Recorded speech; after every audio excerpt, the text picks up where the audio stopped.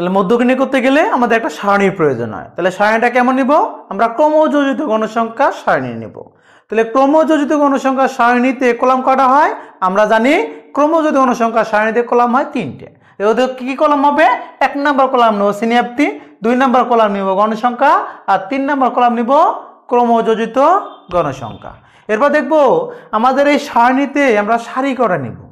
দেখ আমাদের প্রশ্নে যে সারণীটা আছে, আমরা এই সারণী দেখব যে কয়টা ঘর আছে বা কয়টা বক্সের মতো ঘর আছে।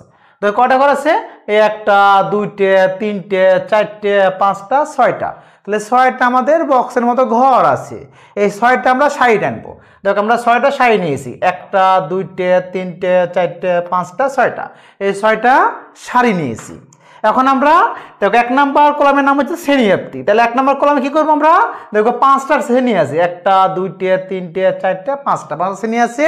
এই শ্রেণীগুলো আমরা 1 নম্বর কলামে বসিয়ে দিব। তাহলে প্রথম শ্রেণীটা কি আছে? প্রথম শ্রেণীটা আছে আমাদের 20 থেকে 29। এবার 2 নম্বর শ্রেণীটা দেখো তো কি আছে? 30 থেকে 39। 30 থেকে 39 আমরা 2 নম্বর শ্রেণীটা নিয়ে এলাম। এখন কি করবো? আমরা 3 নম্বর শ্রেণী নিব। দেখো 3 নম্বর শ্রেণী কি আছে আমাদের? 3 নম্বর শ্রেণী আছে 40 থেকে 49। এবার 4 নম্বর শ্রেণীতে দেখো তো কি আছে?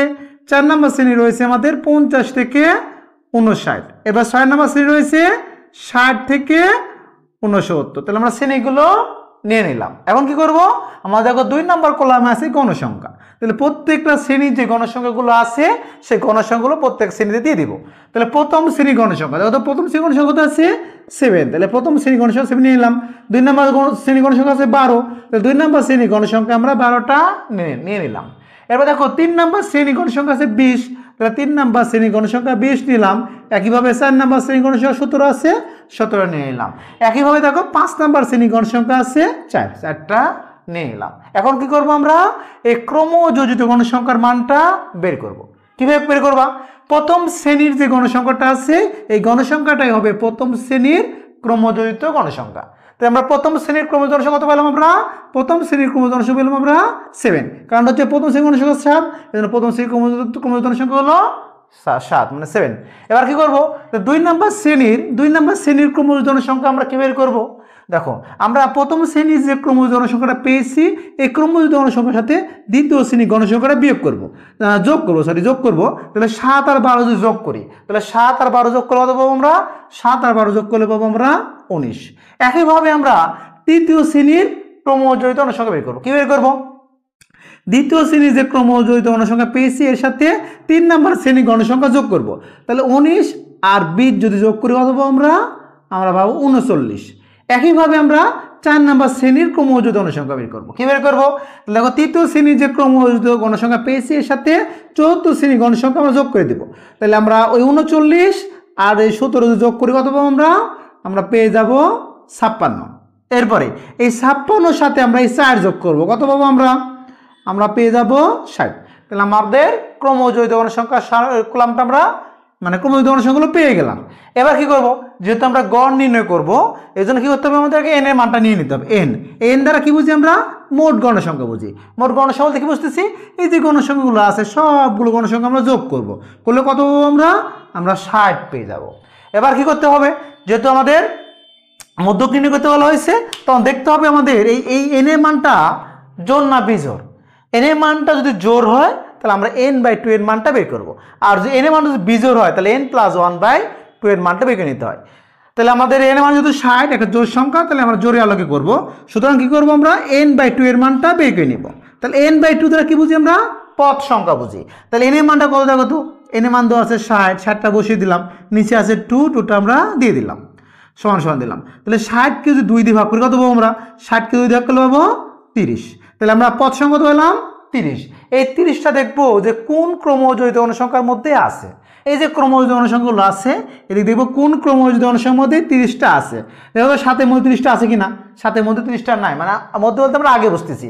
এরপর দেখবো 2 নম্বর শ্রেণী যে 19 আছে ক্রমযোজিত গণসংখ্যা, এই 19 এর মধ্যে 30টা আছে কিনা? দেখো 19 এর আগে কিন্তু আমাদের 30টা নাই। এরপর দেখবো 39 এর মধ্যে 30টা আছে কিনা? দেখো 39 এর মধ্যে কিন্তু 30টা আছে। তাহলে এই 39 সোজা যে শ্রেণীটা, দেখো 39 সোজা যে শ্রেণীটা আছে কি 40 থেকে 49, এটা কি বলতেছি আমরা? মধ্য শ্রেণী। তাহলে লিখতে পারি কি আমরা? সুতরাং মধ্যক শ্রেণী। মধ্যক শ্রেণী। তাহলে মধ্যক শ্রেণী কি পেলাম আমরা? মধ্যক শ্রেণী পেলাম 40 থেকে আমরা পেয়েছি 49। তাহলে মধ্যক শ্রেণী পেয়ে গেছি। এখন আমরা কি নির্ণয় করবো? এখন আমরা মধ্যক নির্ণয় করবো। যে তোমাদের প্রশ্নে আমাদের মধ্যক নির্ণয় করতে বলা হয়েছে, এই যে আমরা মধ্যক নির্ণয় করবো। সুতরাং মধ্যক, তাহলে মধ্যক নির্ণয়ের সূত্র কি জানি আমরা?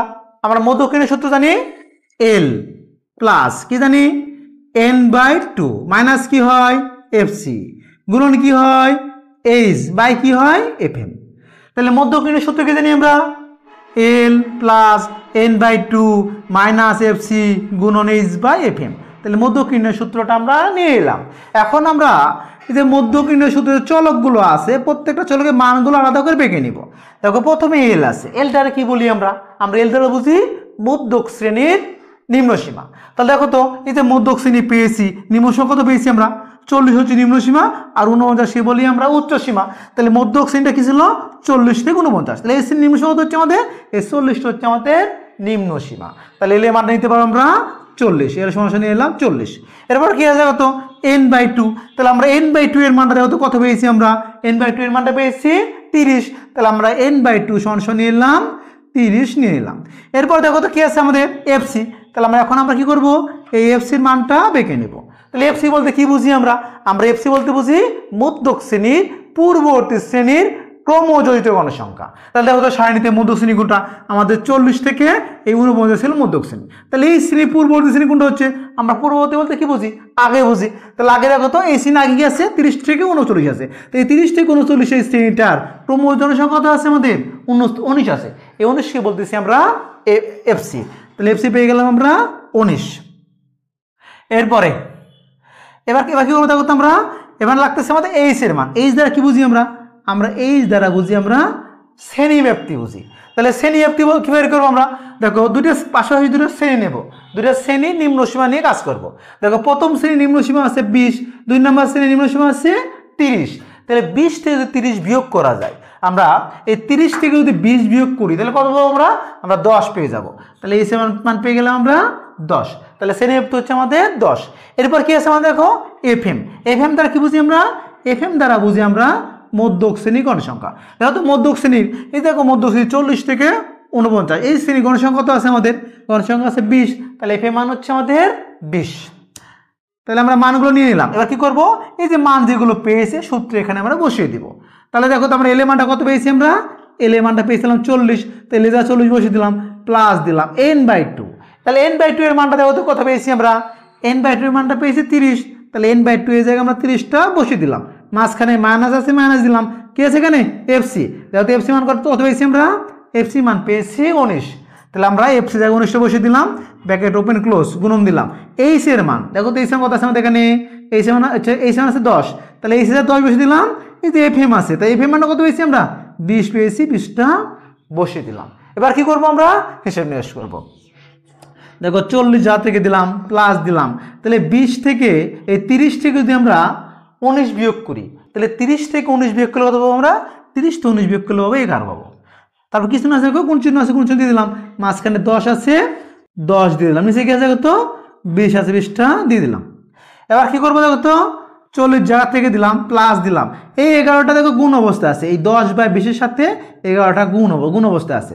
তাহলে আমরা কি করবো? এই 11 দিয়ে উপরে গুণ করবো, কারণ গুণটা সবসময় উপরে হয়। তাহলে এ দিলাম, এই যে প্লাস আছে প্লাসটা দিয়ে দিলাম। এবারে 110কে যদি 20 দিয়ে ভাগ করি কত পাবো আমরা? এই 110কে যদি 20 দিয়ে ভাগ করি কত পাবো? আমরা পাবো 5.5 পেয়ে যাবো। তাহলে আমরা 110-এ 20 ভাগ করে পেলাম 5.5 পেয়ে গেলাম। এবার 40-এর সাথে যদি 5.5 যোগ করে দিই কত পাবো আমরা? আমরা পেয়ে যাব 45.5। এই হচ্ছে আমাদের মধ্যক, এই আমাদের অ্যান্সার।